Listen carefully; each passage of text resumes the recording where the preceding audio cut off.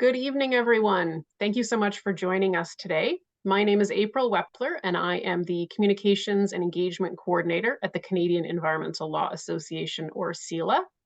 And we're so glad that so many of you are able to join us this evening for an information session where we will learn more about living near a nuclear plant and how you can get more engaged in the issues that impact you, your family, and your community.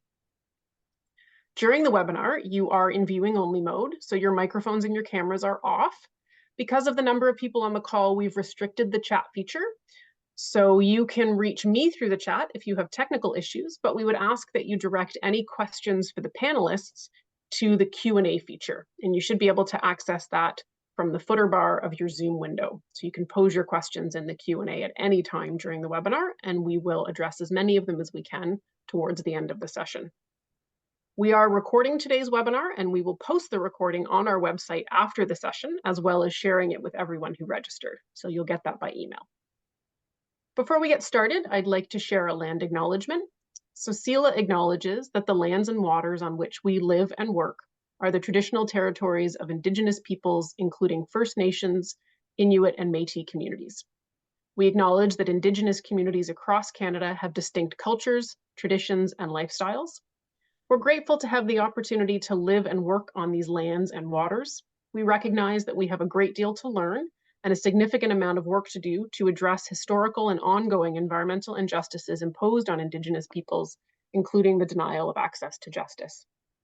Personally, I live on the banks of the Speed River in Guelph, where I'm privileged to live on traditional lands of Anishinaabe and Haudenosaunee peoples, on the Haldimand Treaty lands of the Six Nations of the Grand, and between the Lakes Treaty lands of the Mississaugas of the Credit First Nation. During our webinar today, we will hear from 4 speakers, each of whom I will introduce before they make their presentations. So just a last reminder that any questions that come up during the webinar, please put those in the Q&A box. And if you're having any technical difficulties at all, you should be able to access me through the chat.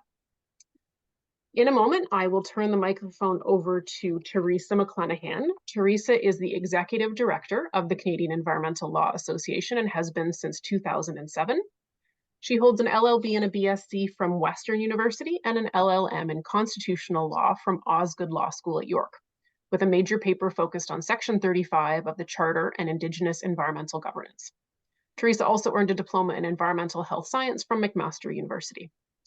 She was called to the bars of Manitoba and Ontario, focusing on environmental health and environmental safety, particularly in the areas of energy and water.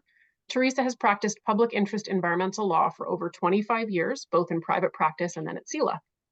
In 2006 and 2007, Teresa was Senior Water Policy Advisor to the Ontario Minister of the Environment, where she was responsible for overseeing the passage of the Clean Water Act and implementation of the remaining Walkerton Inquiry recommendations. She has represented clients at the Supreme Court of Canada, Federal Court of Appeal and Trial Division, and provincial courts and courts of appeal on a range of matters, including pesticide bylaws, the Onca mouse patent, environmental assessment, and constitutional matters. So at this point, I will invite the other panelists to turn their videos off, and I will pass the microphone over to Teresa.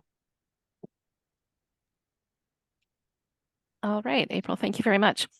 So I'm going to spend a couple of minutes giving a bit of an overview on the topic of nuclear oversight. So this is an area that we do work in quite a bit at CELA, where we pay attention to the regulatory context and the oversight context for nuclear power. And the number one point I'd like to make tonight is that I think it's really, really important for the public to engage in nuclear oversight. I think it's really important for the public to be part of the decision making and to bring the points of view and knowledge that you have about your local community to the decision makers, whether that be the operator of the plant, whether that be the regulator, whether that be the provincial government making decisions about proceeding with nuclear plants and so forth. It's generally the case that people who are living in a community have kinds of knowledge that even the experts wouldn't necessarily have access to, and those kinds of knowledge matter a lot to the decisions that are being made. In addition, when decision makers are aware that the public is paying attention, the decisions could be more careful, and there could be less complacency. And in the context of hazardous operations of all types, we know that complacency can be a real issue. There's a phrase used in nuclear power, but also in aviation safety and others, called safety culture. And so it's a constant question about whether there's an adequate safety culture with respect to any hazardous industry. And of course, nuclear power is a very hazardous industry. Even very well managed nuclear power plants can have unexpected accidents. It was perhaps foreseeable, but not expected, that the series of events that led to the terrible accident at Fukushima occurred when and how it did, with the tragic consequences that it did. Similarly, many years previously in the Chernobyl accident, that was a combination of human error and technical events that led to a very, very tragic outcome. There have been quite a large number of nuclear accidents in the world over the years, including actually quite a bad nuclear accident early in commercial power development at the Chalk River plant in Canada.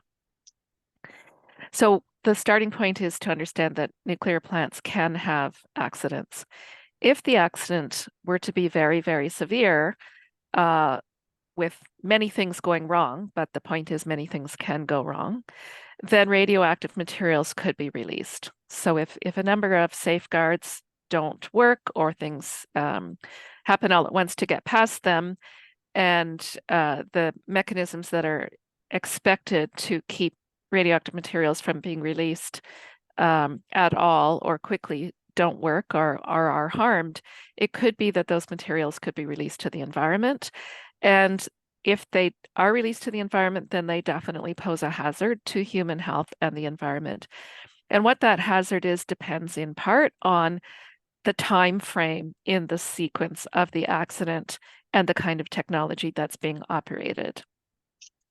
Gail will talk a little bit later about emergency planning, but it's because of this possibility in Durham Region, home to quite a few nuclear power plants, that it's important to understand what could happen and be prepared to respond to protect yourselves and your families. The operator, Ontario Power Generation, in this case in Durham Region, is supposed to manage the response to the accident on site and is also supposed to assist the off-site emergency response authorities. It's critical that the response and the management be done as best as possible in the circumstances in order to reduce harm and save lives. And the different types of responses that can be taken, as you'll hear about tonight, actually do make a difference. So it's very, very important that community members be aware of those possibilities. And in terms of what it is that could initiate a sequence of events that result in a very unwanted and hopefully unexpected disaster, could be something like loss of outside power to the plant for far longer than was planned for or expected. Aviation or rail accidents that directly impact the plant or some component of the plant. Malfeasance, in other words, terrorism or worse. Breaking components, sequences of things happening, human error. And all of these possibilities are compounded because of the fact that it's such a high population area. And not only is Durham itself a high population area, but the plant, if you look at the 50-kilometer boundary, which we will in a moment, you'll see that it's a very, very high population of hundreds of thousands of people. And if there were an accident, we're not dwelling on it this evening, but there also are limits on liability. And if there were severe accidents that prevent people from returning to their property, the liability limits for the entire disaster under the relevant legislation is $1 billion total for all claims, unless the federal government were to extend further coverage with taxpayer funding. And so this technology is, I wouldn't be the first person to say it, and I can't remember who I first heard say it, but a fancy way to boil water, basically, because we're producing energy through steam turning turbines. That is all that it's about. Despite all the complexity, it's just about turning turbines to produce electricity. We have a number of different ways to obtain energy and energy services that are proven technologies that are much safer, that are available at the scale we need in Ontario. We have leaps and bounds progress made on energy retrofits, government programs available to help with energy retrofits, including, for example, a good program just announced by the federal government last week to help low-income households with energy retrofits. Reducing demand, i.e. the demand for energy or electricity, increasing efficiency, for example, of appliances and equipment and vehicles, using net zero standards are all mechanisms to require less energy. And we do have feasibility on a large scale for solar, wind, geothermal, heat exchange, along with storage and distribution. And doing so close to the place of use is best so that we have less opportunity to lose the energy that was produced as it's transmitted across long distances. So I'll come back at the end of the webinar before the Q&A to discuss some of the areas where you can get involved as you listen to the webinar tonight and understand why it's so important to be engaged if you're a resident in Durham or nearby. Thank you, Teresa.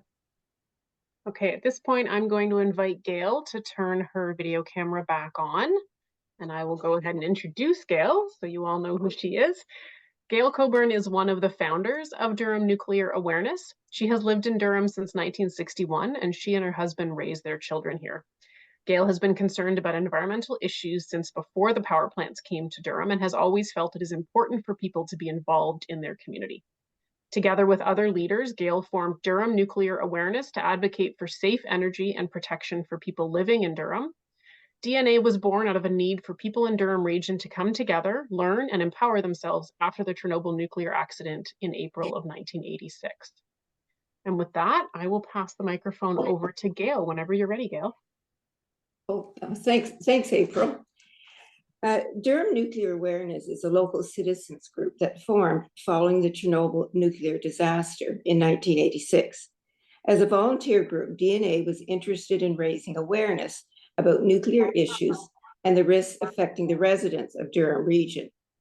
We focused on nuclear safety, the health effects on the community, and the sufficiency of emergency planning. With 2 large multi-unit nuclear plants in Durham Region, and with knowledge gained from the multi-unit disaster in Fukushima, the need remains for an informed public and improved emergency plans. In particular, what to do should there be a nuclear accident at either Pickering or Darlington.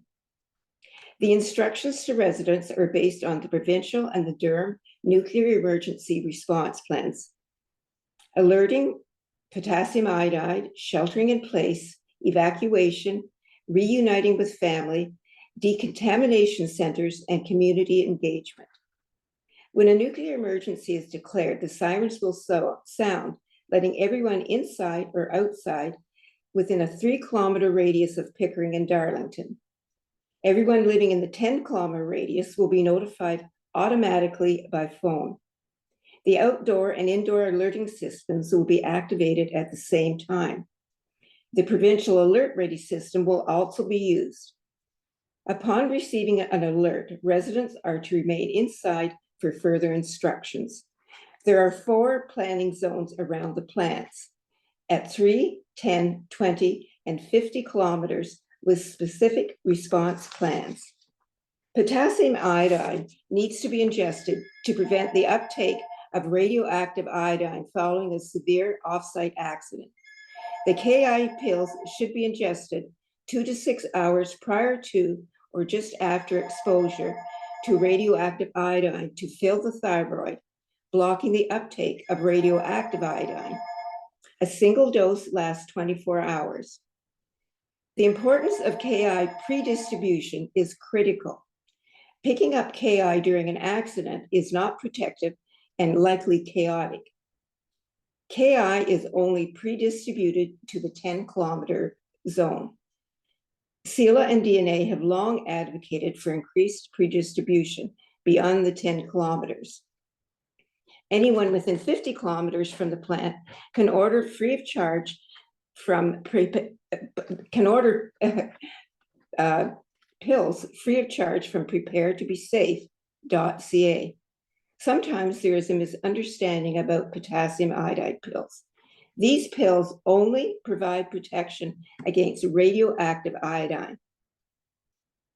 Protective measures like sheltering in place and evacuation would be needed to protect the whole body against the radioactive isotopes released. The order to take KI will be made by the medical officer of health of the province.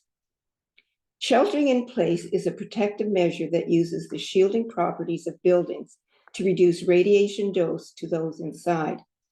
Sheltering in place may be a preferable alternative to evacuation when circumstances prevent a safe and efficient evacuation.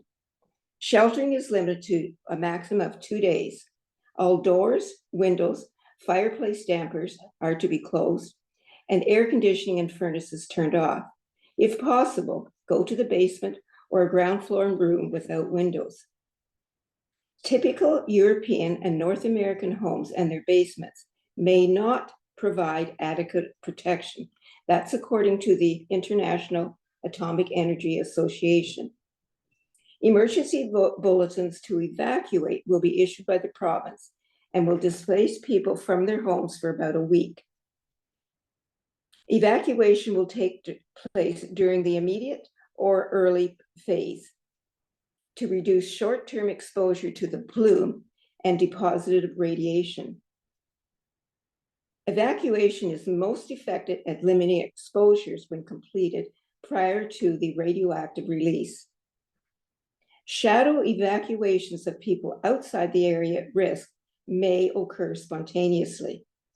An evacuation study in 2018 for Darlington and Pickering was based on 2016 census data, showing that it took 12 hours to evacuate Darlington out to 20 kilometers and 14 hours and 40 minutes around Pickering out to 20 kilometers. By 2026, the population in Durham Region will be almost 1 million people. Your ability to reunite with your family will depend on the control measures put in place due to the severity of the accident. If necessary, schools in the 10-kilometer zone will transport students and staff to a temporary holding school until they can be picked up. Parents would have been informed at the start of the school year about the details of evacuation. Routes to evacuate are not designated. All roads are available. Durham Transit and police will evacuate people without cars. Designated municipalities will have reception centers to accommodate evacuees and coordinate monitoring and decontamination arrangements. Reception centers for emergency at both Pickering and Darlington are located in Oshawa at Dell Park Home Center and Durham College, in Peterborough at Sir Sanford Fleming, and in Toronto at York University. DNA received funding to hire Oracle Poll Research to conduct a survey of the local population to assess the level of awareness about emergency planning and procedures.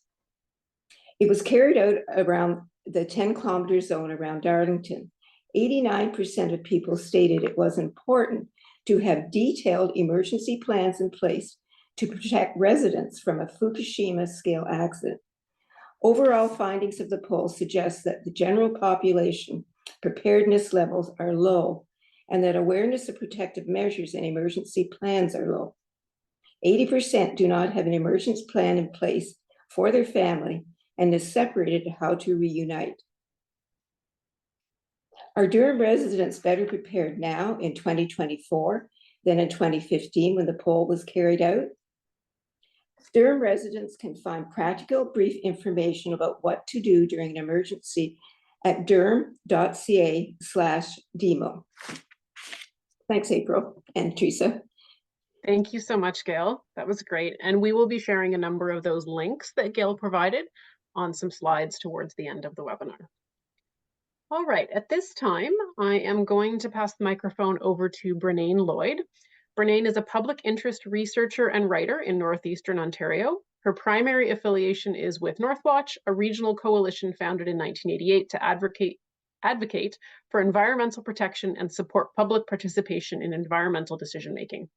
Her areas of focus are mining, forestry, and energy issues, including and particularly nuclear waste and the impacts and potential for impacts of the nuclear chain on the lands, water, and people of Northern Ontario. So Brenaine, I'm going to pass slide control over to you now, so you should be able to advance your slides. Go ahead when you're ready. Thanks very much, April, and thanks to everyone for joining us. I'm joining from my home in Northeastern Ontario, and I reside where the watershed that denotes the unceded Algonquin territory from the Robinson-Huron Treaty Area. So I have neighbors and hosts on both sides, both watersheds. So I'm going to do a quick walk through issues around nuclear waste and transportation. And there are three main categories of nuclear waste. There's low level, intermediate level, and high level. And I'm going to focus this evening on the high level waste, irradiated fuel waste or nuclear fuel waste. Sometimes the industry calls it spent fuel, although its energy is certainly not spent.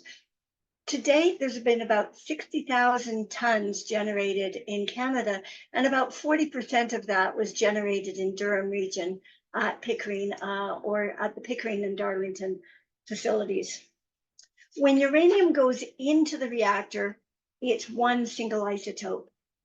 It's bombarded with neutrons. There's a fissioning process takes place in the reactor, and when it exits the reactor 18 months later, it's hundreds of different highly radioactive isotopes. And that's where real trouble begins, is with the creation of those high-level fuel wastes. And you know, electricity is a benefit of nuclear power generation, but it is a fleeting benefit. The nuclear waste is it's an eternal disbenefit. So, I'm having a little trouble with my director here. So when the fuel first comes out, it goes into the irradiated fuel bay. And there's multiple issues with the irradiated fuel bay at both the Pickering and the Darlington station. At Pickering, there's extensive contamination of the groundwater, mostly from the irradiated fuel bay. There's chronic issues with maintenance with the irradiated fuel bay, tears in the liner wall that go unprepared for periods of time, and aging equipment. That aging equipment is quite likely also an issue at the Darlington station. The irradiated fuel bay were excluded from the aging management assessment that was done at the Darlington nuclear generating station, which is really quite exceptional, given the high potential for failure impacts from the irradiated fuel bay, because that's where the hottest, freshest, most radioactive fuel waste is residing. So after OPG says 10 years, but we can see when we crunch the numbers that the fuel waste is residing in the irradiated fuel bay in general much longer than that. Then it moves to the dry storage containers, and there's also issues with the dry storage container. There's some security issues, particularly at Darlington, as they move to the new processing building and new construction, with the security of the fuel, the dry storage containers, as it moves from the processing building to the dry storage building outside. It has to exit the protected area. Issues with the dry storage containers include a lack of internal monitoring. So when you couple that with defective fuel, faulty fuel defect detection systems in the generating stations, defective fuel is placed in the dry storage containers, and then there's no internal monitoring of the dry storage containers. As the decades go by, the fuel is in these dry storage containers. We have no ability to assess or anticipate their condition, which becomes an issue at later stages. So with both the Pickering and the Darlington Nuclear Generating Station, Ontario Power Generation has approval to construct additional dry storage container buildings immediately on the waterfront, right on the lake's edge. From a security perspective, this is of concern because the dry storage container buildings, which are standard construction, the documents say they meet Canada Building Codes, very good. But to the best of our ability to examine these structures, there are no additional fortifications or security measures applied to these buildings. And when they're constructed ever closer to the lake's edge, they're vulnerable to extreme weather events. They're also vulnerable, they're within sightline of Lake Ontario, and so also more vulnerable to malevolent acts, to terrorist or sabotage activities. There's issues around both of the waste management facilities in terms of the monitoring. There is groundwater monitoring at both the Pickering and Darlington station, but very limited monitoring around the waste management facilities. And it's very difficult to track the monitoring results. The facilities are licensed separately. There is a waste management facility license and a nuclear generating station license, an operating license for each of the stations. And it's difficult to pull out the monitoring results, limited though they may be, and determine where what impacts the waste management facilities specifically are having, particularly on groundwater. So at both stations, there's been issues around the pace of transfer of the waste, the fuel waste, from the irradiated fuel bay, the wet storage, into the dry storage containers, the dry storage. And there's a couple of concerns about that, around that. I think one of the lessons of Fukushima was that the waste is more vulnerable when it's in the irradiated fuel bay. If there's a loss of power, a loss of water cover, the fuel becomes exposed, then you have the potential for a catastrophic release, as we saw at Fukushima. And so that is a real issue when we see that OPG is not moving the waste from wet to dry storage at the pace they describe, i.e. the 10-year point. It's also an issue because there are some questions about capacity within the irradiated fuel bay. And some of those capacity issues are around clutter in the irradiated fuel bay. But capacity is important because in the case of a reactor failure, there must be the ability to completely empty the reactors of the waste into the irradiated fuel bay. And so if the waste, if there's not room, then there's not room. And that's a serious, very serious safety concern. So we wonder why there tends to be little attention to the waste issues at the reactor station, particularly from the municipalities. And it could be that it is because the municipalities, the reactor communities, have been told for decades that the waste will go away. Since the 1970s, the industry has been developing plans, one plan after another, to bury the waste in a rock formation somewhere. And the most recent plan is the Nuclear Waste Management Organization's adaptive phase management. And that plan has 4 stages, 4 operating stages. They've been working away at this since 2002. They were given a mandate to begin examination of options for the long-term isolation. The waste must be isolated into perpetuity, fully contained.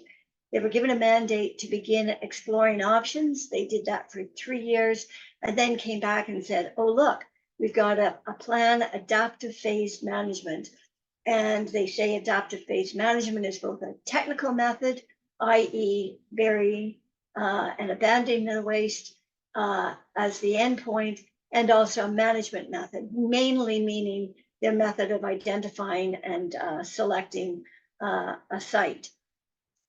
There are 4 stages: extraction, transferring the waste from dry storage containers into transportation itself, then processing, transferring the waste again when it meets their designated centralized location, their purported deep geological repository, and then emplacement, transferring the waste into the underground chambers.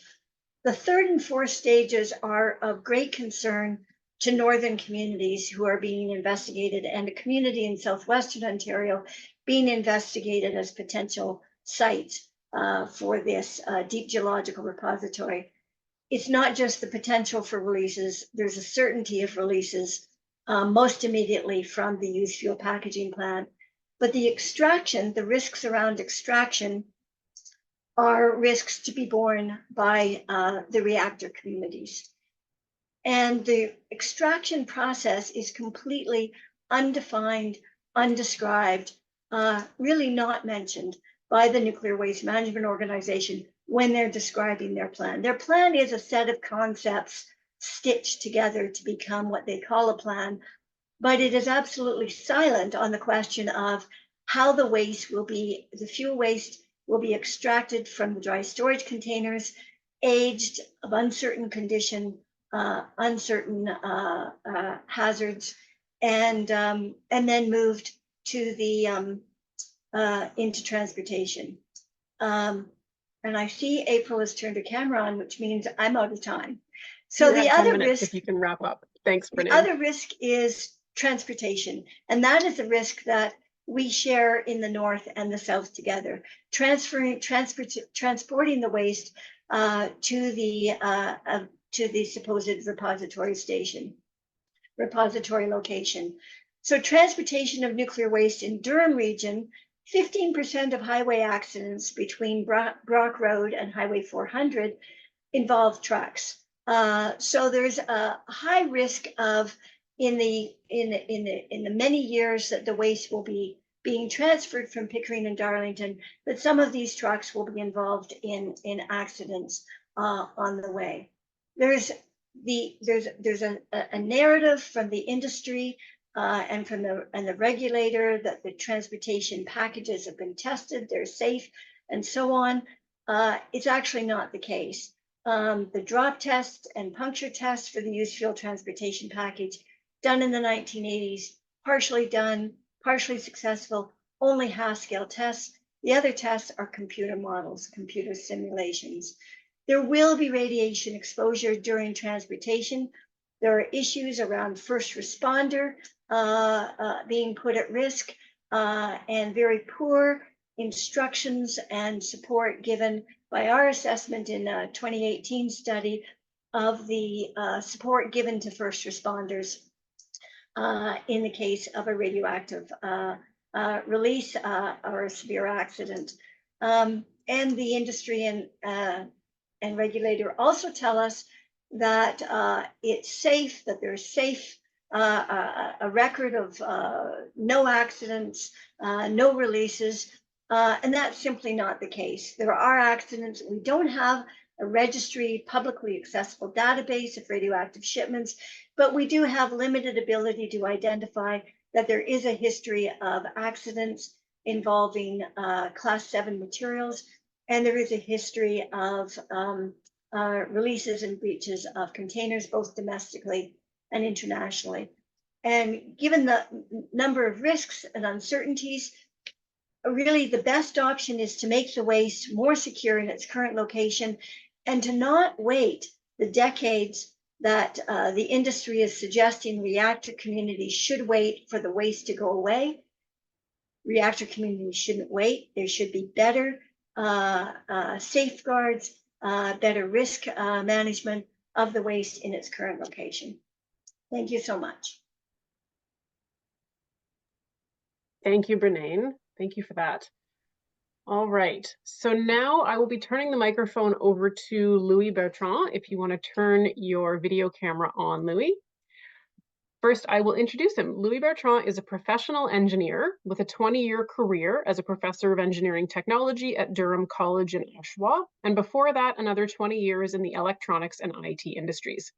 He is a resident of Durham Region since 1992, and he's been collecting radiation measurements with his BGAIGI nano kit since they first became available in 2012. After retiring in March of 2023, he joined the team to develop the next generation measurement device, the BGAIGI Zen.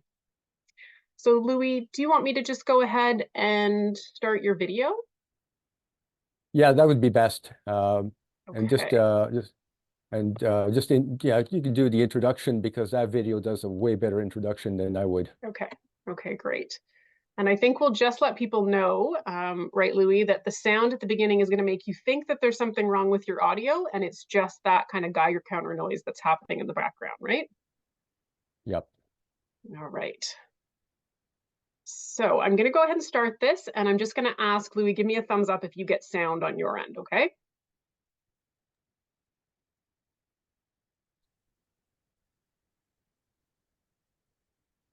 No, not hearing anything.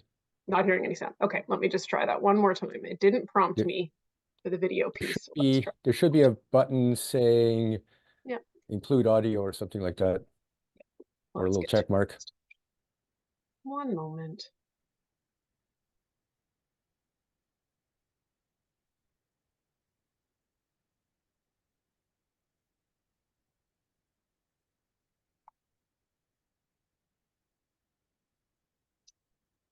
Oh, come on. Don't be difficult. Sorry, folks. Just bear with me one moment. It's asking me to do it a different way. Let's see if this will work. Yeah.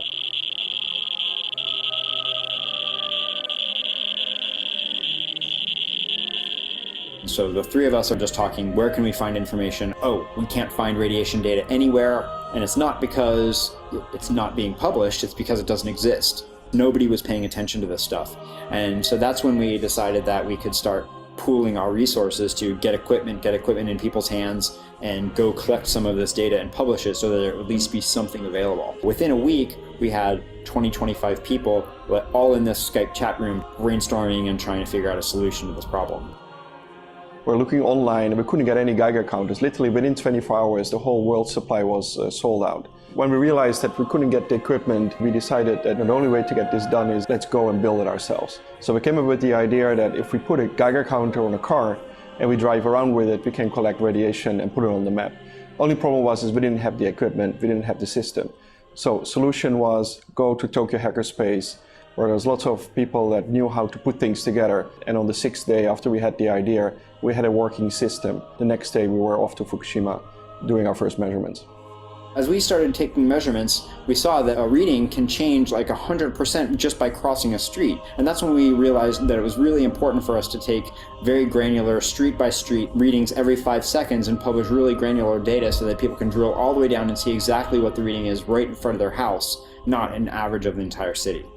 After a couple of months, we realized that it would be much better for volunteers to have something that would be very concise and compact. As we redeveloped the whole system and we were able to use Arduinos and open hardware to fit it into a bento box. And that's how we came up with the bento Geiger system. Once we built one, we taught other people to build many more of them. And that really allowed us to scale up dramatically. While this is a disaster, this is a tremendous opportunity to take this tons of data that's being collected and try to understand what the effects on people is. That can only happen if we share the data and we put the medical data together with the radiation data. And right now the key to combining data is to make it open. And so one of the really important features of the SafeCast project is we're using a CC0 public domain dedication for all of the data so that we can try to get people to do data science on it. We found out from Fukushima that the experts really weren't very helpful, and in fact that citizen science actually works. We were able to collect more data than all the projects in history, and a lot of scientists came together, and by pulling through the network we were able to become the best in the world. So I think what SafeCast proves is that all the preparation in the world, all the money in the world still fails if you don't have a rapid, agile, resilient system. Because of the internet, because of our agility, because of our openness, within weeks we had the world's experts together to do this, and within a year we're the biggest project that has ever existed in this kind of monitoring. And I think it really shows that with the right people and the right resources and agility, you can beat the pants off of any government pre-planning or institutional system.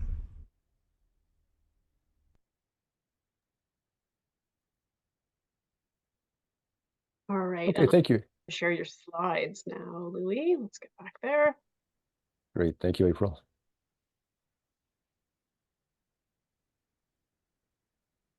All right, go ahead, Louis. Okay, do I have? You have control of the advancing slides now. Yeah. Okay, great. Well, thank you, Sila and DNA for inviting me. And first of all, I wanted to acknowledge that I'm speaking from the traditional lands of the Mississaugas of Schuylkill Island. My participation here is as a spokesperson for SafeCast, and the idea here is raising nuclear awareness or awareness of nuclear projects in the region, and I think it fits quite well with the idea of SafeCast being a very participating project would help along that line. So if I can control, how do I advance? April, I'm just going to ask you, oh, there we go. So just advance the slides for me. I'm not too sure. I don't see the button here. So if we could back up a little bit, April.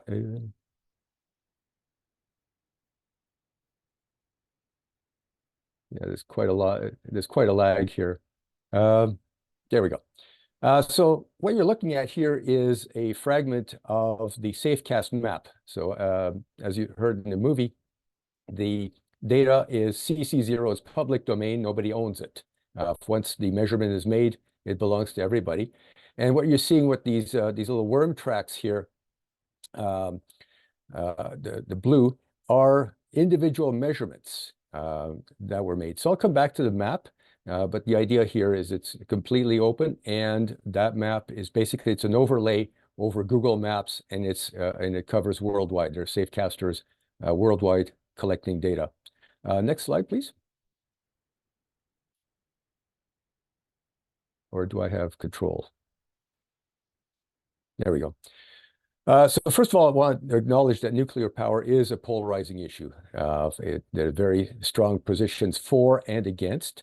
I want to make it very clear that SafeCast is neither pro or anti-nuclear. It's pro-data, pro-openness. The data is public domain, and the design of the devices and the infrastructure to display the map and to collect the data is all open source. Next slide.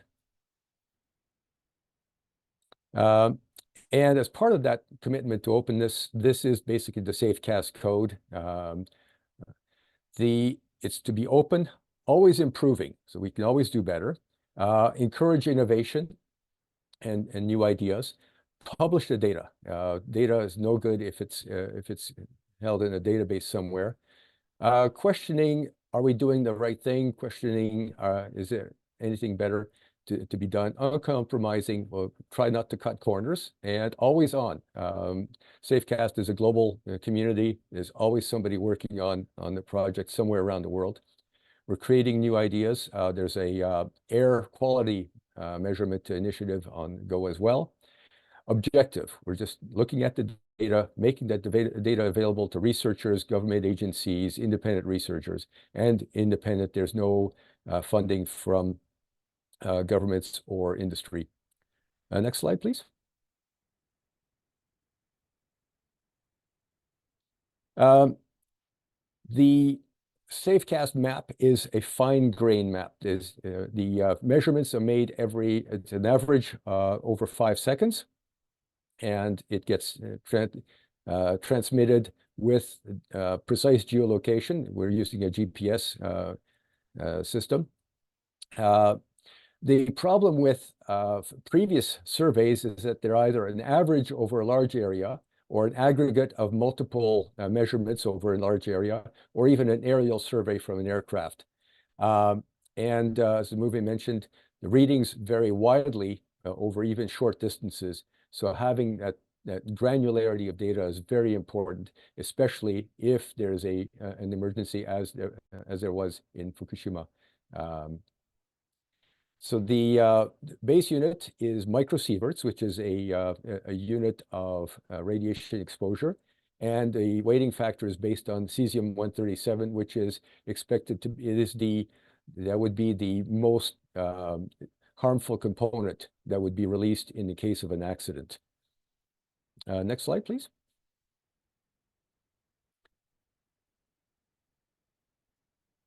Yeah, there we go. So coming back to that map, so this is a map of Pickering. You can see at the very sort of bottom right is the actual Pickering nuclear generating station. So just above the legend of the drawing. The blue lines and are individual readings aggregated. So you can see the big blob is the Rouge Park and the Toronto Zoo. So safe casters, not just myself, by the way. There's some went for walks, either the zoo or driving along the 401 or driving. Now you can see it's a fairly big area and there's not a lot of coverage. So there's an opportunity there for people to join in. Next slide, please, and we'll have a look at Darlington. So this is a less built up area, although the population in the adjoining towns or municipalities, Bowmanville, Curtis, there's a lot of new construction, there's a lot of new homes being built up, especially with the access to the 407. Again, there's an opportunity for more fine-grained measurements in that area. Next slide, please. So let's talk about the devices. So I'm just going to switch over to the I can change my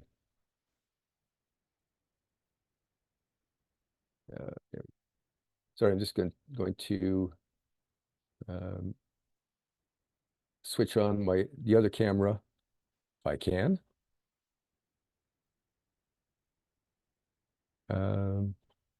It's not letting me.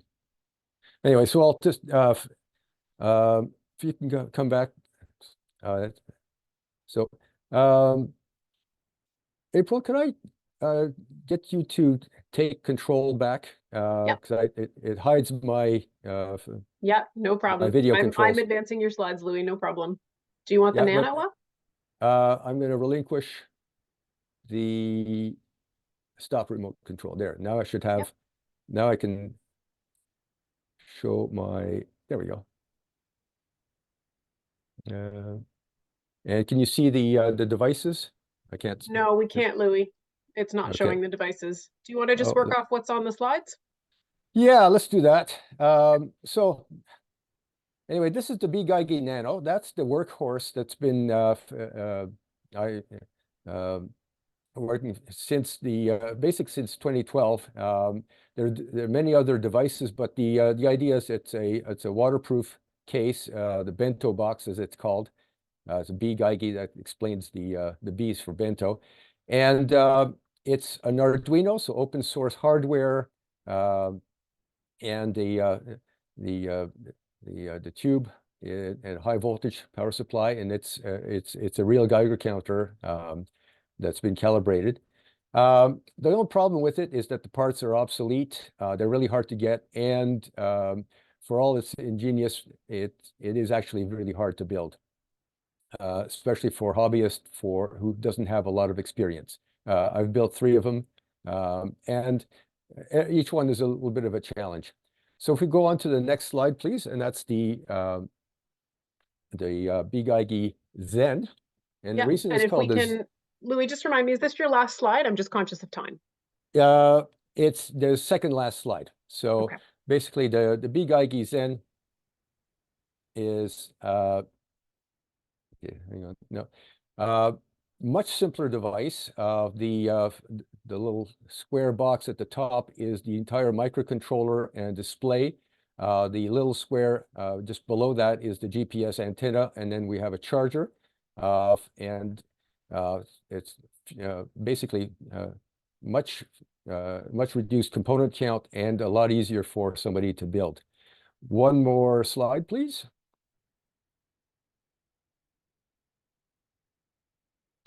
So this is it. I'm asking you to join Safecast. It's a good way of getting involved in this. It doesn't, it's non-confrontational. We're just collecting data. So if some people don't like, it's like, I don't want to get involved. We're just collecting data. It raises awareness. So it's a big organization. There's lots of room for communicators, electronics, software, but just general advocates. We certainly need more coverage around the Pickering and Darlington, and I invite you to go visit safecast.org. Thank you. Great. Thank you very much, Louis. Appreciate that. Okay, I'm going to be passing it back to Teresa for some final comments about opportunities to engage. Before I do so, I'll just remind everyone that you're welcome to ask questions in the Q&A. We have lots of great questions coming in. We are scheduled to finish at 8, but I know that our presenters are willing to stay on longer. So if you have a bit more time this evening and you want to wait and hear some extended Q&A, some extended discussion, you're welcome to stay on post 8 o'clock. And with that, I'll pass it over to Teresa. Okay, thank you, April. You can go to the next slide. So here I'm going to just let you know that I mentioned at the outset, I think it's extremely important for members of the public, especially members of the public who live in Durham Region, or if anybody is on who lives near Chalk River or Bruce Power or New Brunswick Power, in your community to engage in the decision-making around the plans. There's some current very concrete decisions happening right now. Ontario Power Generation would like to extend operating Pickering units 5 to 8 until 2026, a further 2 years, which would be, I believe, the third extension since its original design life would have seen it shut down and original expectations. Submissions are due April 29th, next week, and even sending a short letter with any concerns or questions you have to the regulator as an intervention, as a written intervention, is still very, very useful, even if you don't want to seek to appear in person, but you also can ask for that.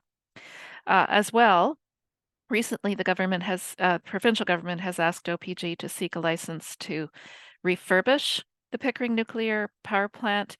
And if that was granted by the regulator, then the plant would operate for decades more if they did proceed with that refurbishment. Then there would be a license hearing as well at that time around the refurbishment and subsequent steps. Next slide. As well at Darlington, yesterday, the regulator just issued its decision deciding that a 15-year-old environmental assessment that had been conducted applies to a proposal for new nuclear technology at Darlington.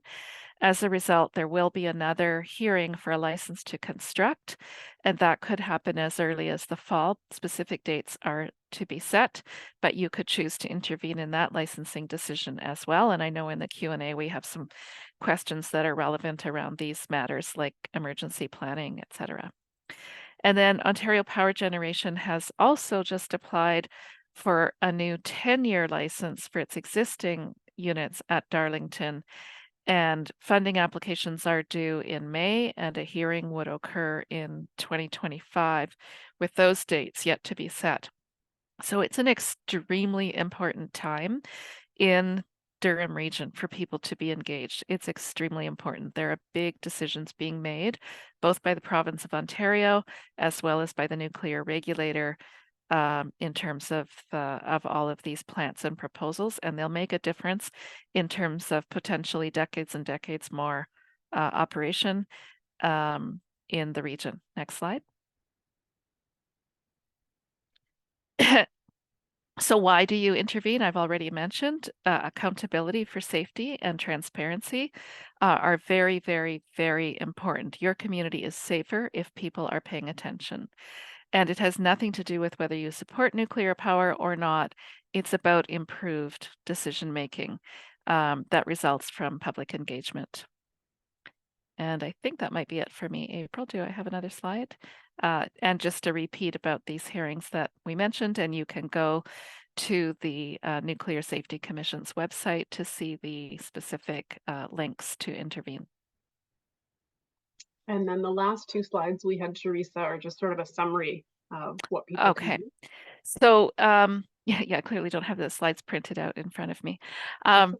So attending the license hearings, webinars like this, looking at the Durham Nuclear Emergency Response Plan and the Provincial Emergency Response Plan.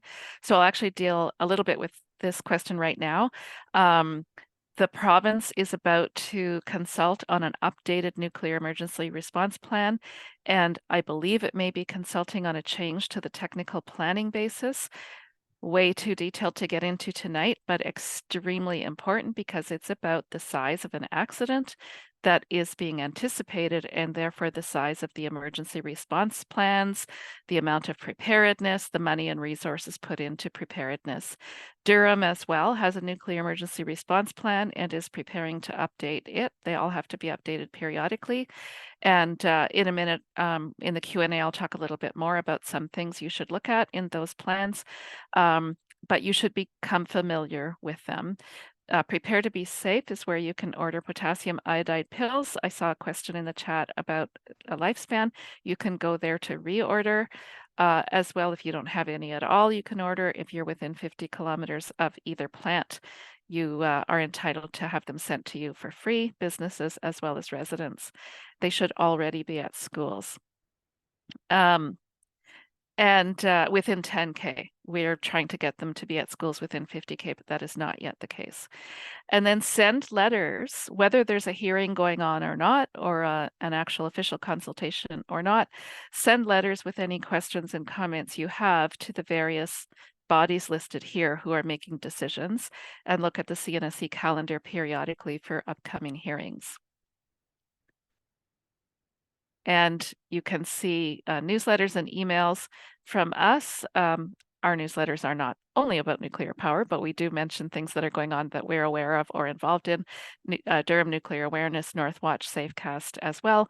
And then the link there from the Safety Commission for opportunities to participate. And they do run a funding participation program. Great. Thanks very much, Teresa.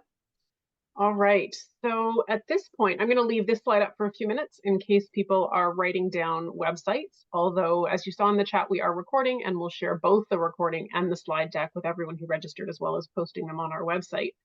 So at this point, we're going to shift to the Q&A. So I would invite all of our panelists to turn your video cameras back on. And I'm going to start by asking Teresa, I know you noted a few questions that you wanted to answer live. Is there somewhere you want to start with a particular question? April, I'm not, since I have some resources open, can you just tell me which ones you want me to look at or to answer, and then I'll do that. Yeah, no problem. I'm going to scroll back up to the top here.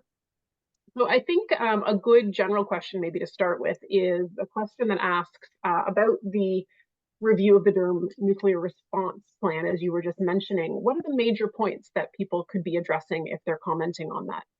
Mm-hmm. So one issue that's extremely important is evacuation planning. And there was also a question in the chat about whether or not the evacuation plan had been updated.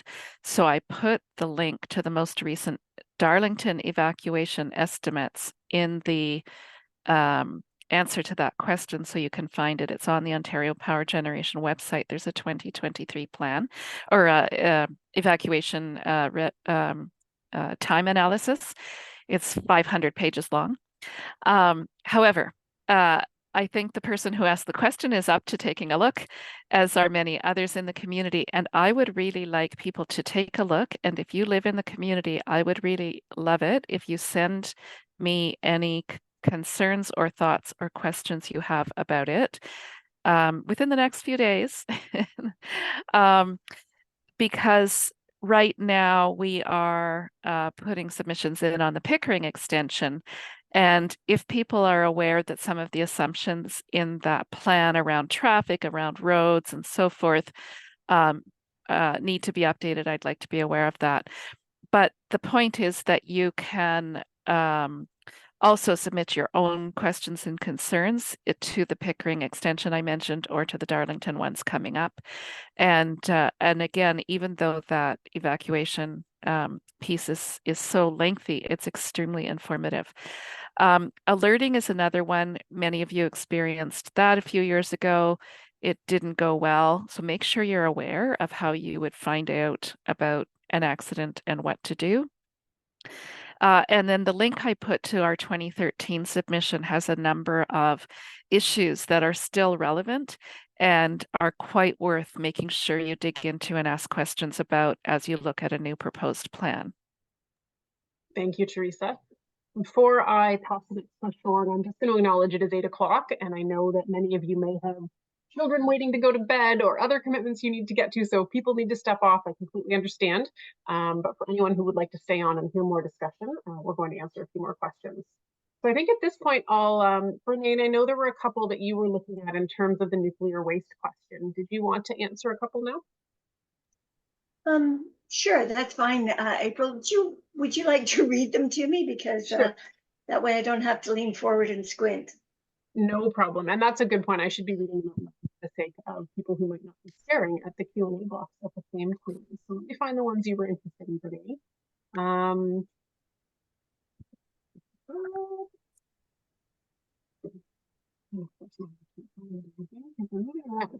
One moment. So I'll go ahead. I just found I can see the first one that came in was around a question around OPG's plans.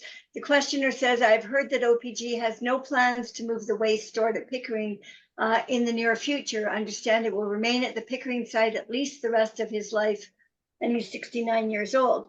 It's true that it will be a considerable amount of time. So according, and I actually have the NWMO, one of their concept reports outlines as a timeline for when it is predicting it will transfer the waste. And for Pickering, they've got the timeline of 2043 to 2050. And that would be 4,699 shipments from truck shipments from Pickering during that period.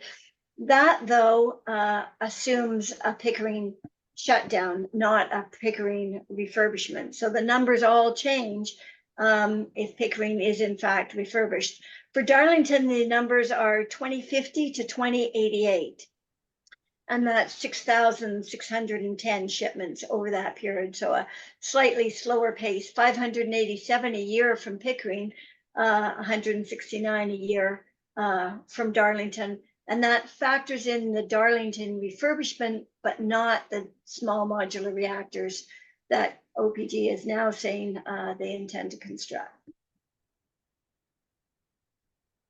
Okay, thank you, Renee.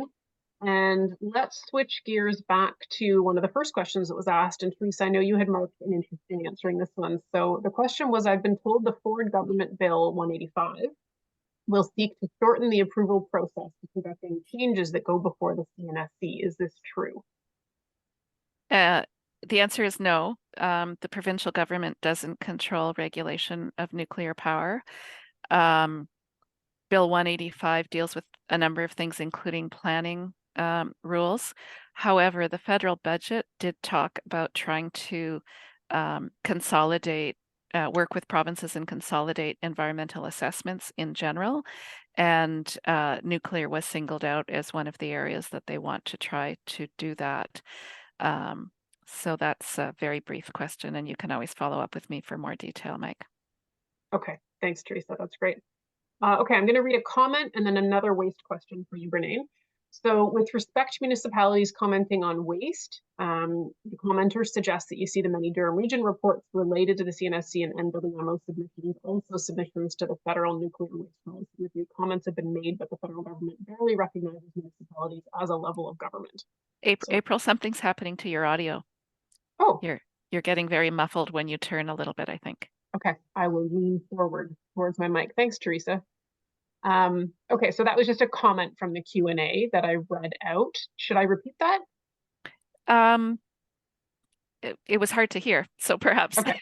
Okay, so I think I'll just summarize it. The commenter was just perhaps sharing their views that the federal government doesn't sufficiently recognize municipal perspective, and that comments in the Q&A. The question following that, Bernane, is what about the transfer of used fuel to new containers for transportation to a DGR at the current plants? Has a safe process been designed for that? I don't think you addressed that in your last response. So it may be just we're using the terminology a little different. So I did talk about what I'm calling extraction.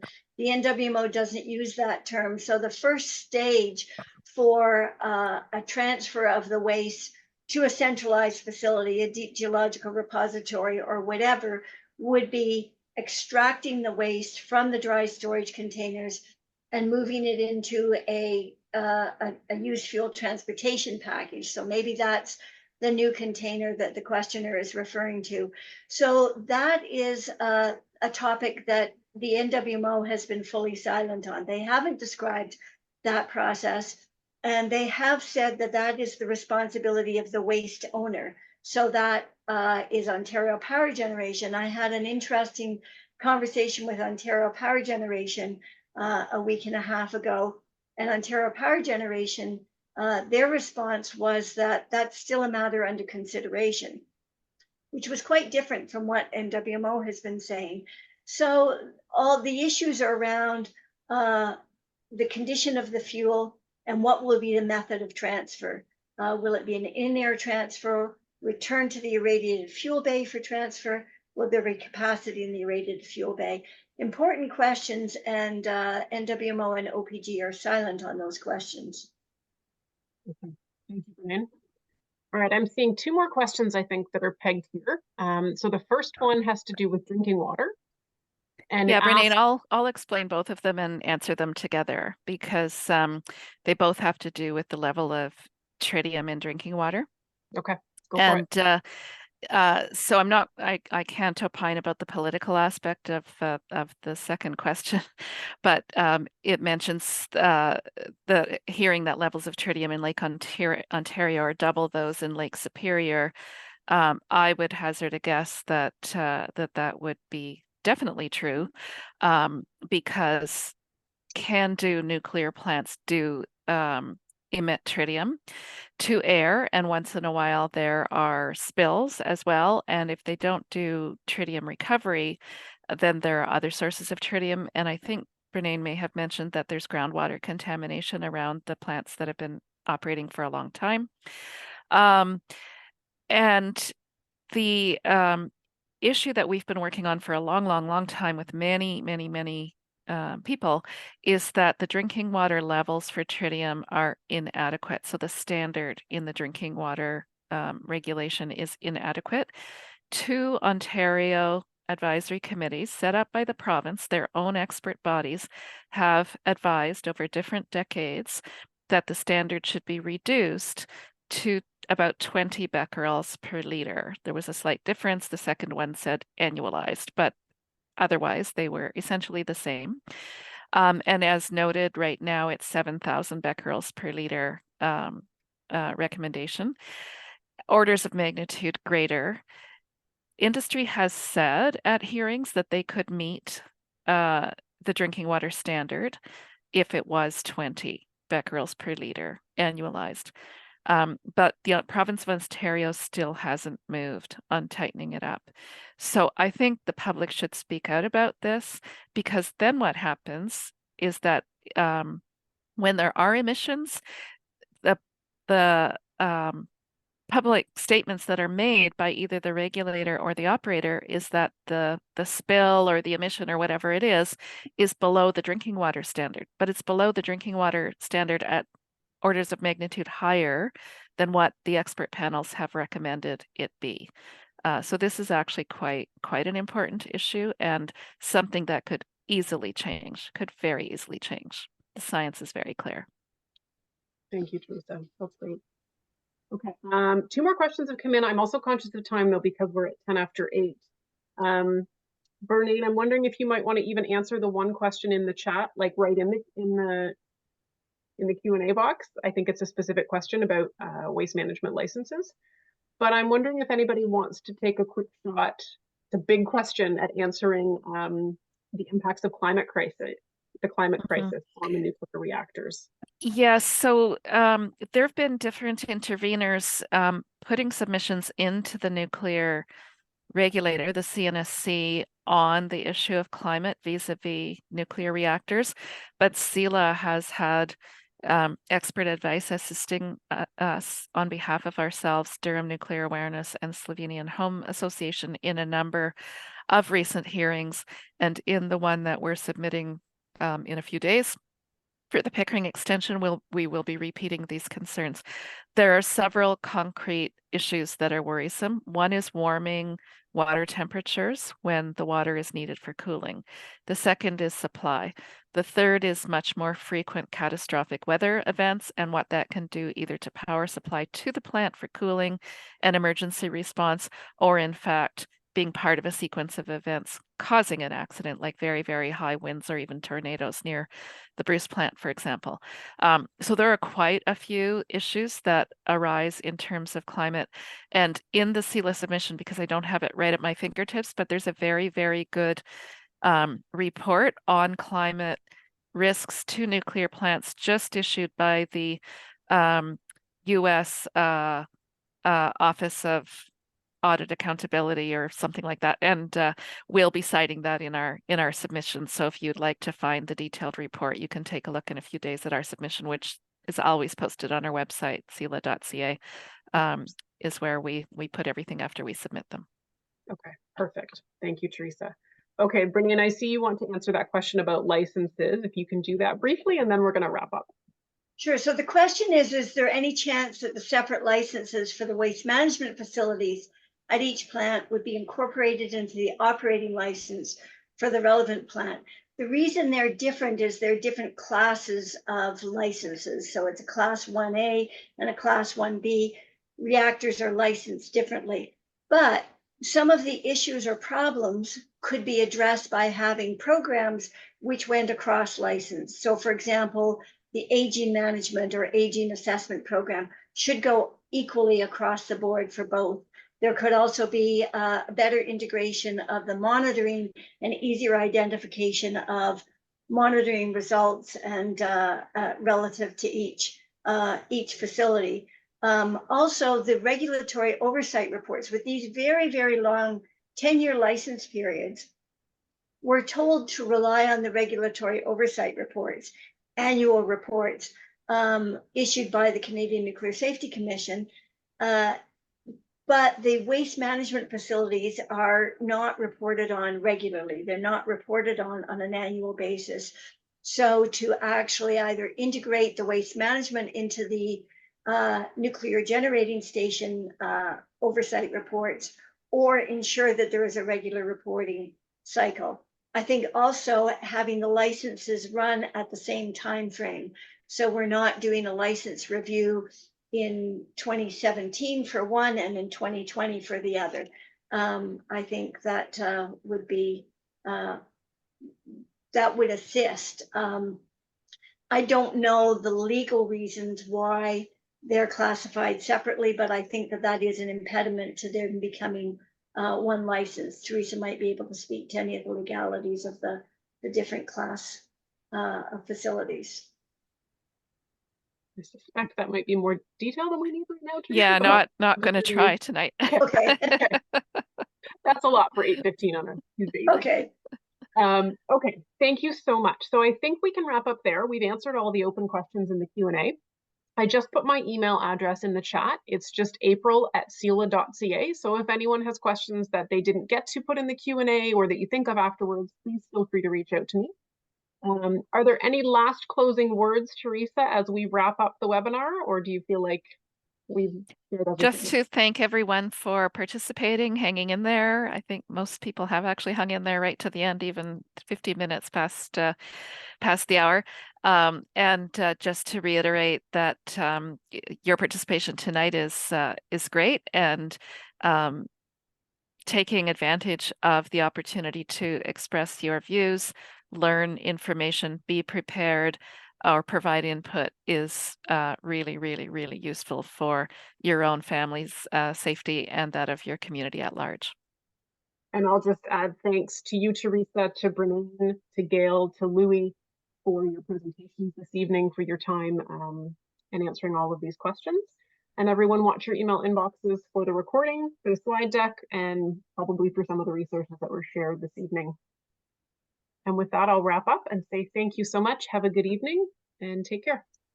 Thanks, everyone. Good night. Thanks all. Good night. Good night.